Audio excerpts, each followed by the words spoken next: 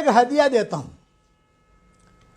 زندگی بھر کے لیے اس کا اپنا معمول بنا لو، اللہ چاہے گا تو بہت فائدہ ہوگا، اور وہ یہ کہ روزانہ 24 گھنٹے میں 100 مرتبہ سورہ اخلاص پڑھنے کی عادت ڈالو۔ آسان طریقہ یہ ہے کہ ہر فرض نماز کے بعد 20 مرتبہ پڑھ لو، تو 5 نمازوں کے بعد پڑھو گے تو 100 مرتبہ ہو جائے گا انشاءاللہ۔ اس کا فائدہ یہ ہوگا کہ جو دعا مانگو گے اللہ آپ کی دعا قبول کرے گا، جو دعا مانگو گے، یہ میرا تجربہ ہے۔ سورہ اخلاص کی فضیلتیں تو بہت ہیں صحیح حدیثوں میں، اس کا تو کوئی انکار کر ہی نہیں سکتا۔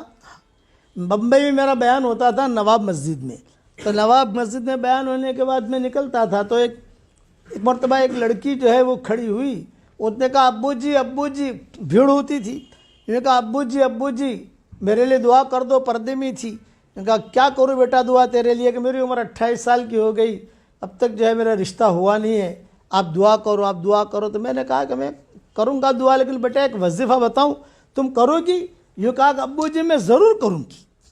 میں نے کہا روزانہ 100 مرتبہ سورہ اخلاص پڑھنے کی عادت ڈال لے بیٹا، 24 گھنٹے میں ایک ساتھ پڑھنے کی ضرورت نہیں ہے، کبھی 10 مرتبہ پڑھ لیا، کبھی 15 مرتبہ پڑھ لیا، کبھی روٹی بناتے پڑھ لیا، کبھی پانی بھرتے پڑھ لیا۔ 100 مرتبہ کا کوٹا 24 گھنٹے میں پورا ہونا چاہیے۔ اگر آپ ایک ساتھ بھی پڑھو گے تو 10 سے 15 منٹ لگتے ہیں، زیادہ نہیں لگتے۔ اس نے کہا ابو جی پڑھوں گی، لیکن مجھے ایک سوال کیا، ہر مرتبہ بسم اللہ الرحمن الرحیم پڑھوں؟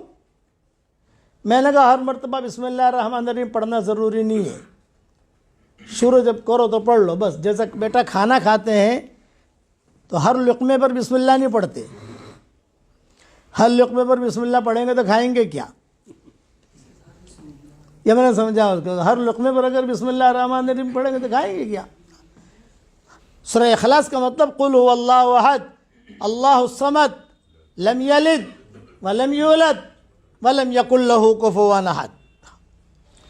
خیر وہ جو ہے اس نے کہا کہ ٹھیک ہے، میرے ہاتھ میں، اچھا خدا کی شان، جب میں باتیں کر رہا تھا تو میرے ہاتھ میں تسبیح تھی، میری تسبیح۔ میں نے کہا بیٹا یہاں تو پابندی سے پڑھے گی؟ یہ کہا ابو جی بالکل پڑھوں گی، اس لیے کہ مجھے رشتے کی ضرورت ہے، بھائیوں کے ساتھ، بہنوں کے ساتھ، ماں باپ کے ساتھ کب تک میں اپنی زندگی گزاروں؟ میں چاہتی ہوں کہ کہیں میرا ڈھنگ کا رشتہ ہو جائے۔ تو میں نے کہا یہ جو میں نے تجھے وظیفہ بتایا ہے یہ جاندار، شاندار، مالدار وظیفہ ہے، جاندار، شاندار، مالدار، جس کو یہ میں نے بتایا اس کی ضرورت اللہ نے پوری کی ہے۔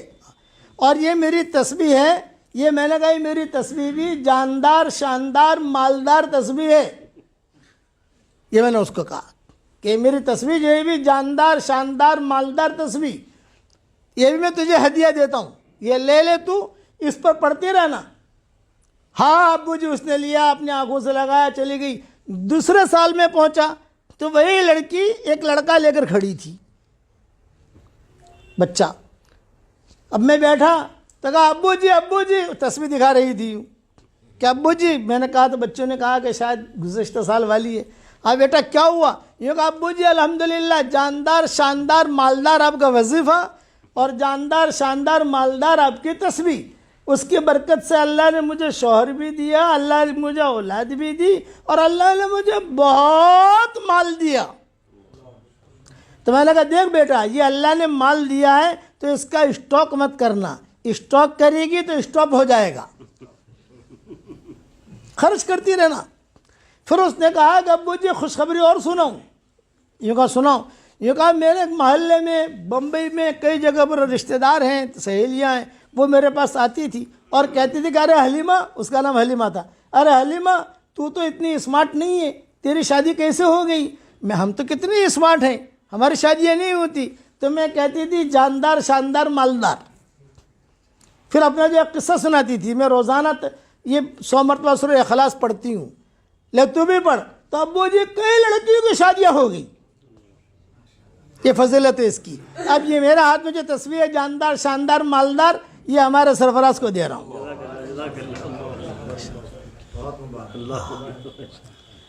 تو یہ آپ لوگوں کو میری طرف سے ہدیہ ہے۔ پڑھو گے انشاءاللہ 24 گھنٹے میں 100 مرتبہ پڑھنا کوئی بڑی چیز نہیں ہے. اس کے بعد اللہ تعالیٰ سے جو کہو گے اللہ تعالیٰ آپ کو دے گا. اور آج یہ نیت کرو کہ اب انشاءاللہ ہمیں دین کا کام اللہ کے لیے کرنا ہے. روزانہ صرف ایک نیت کرنی ہے آپ کو 24 گھنٹے میں ایک مرتبہ.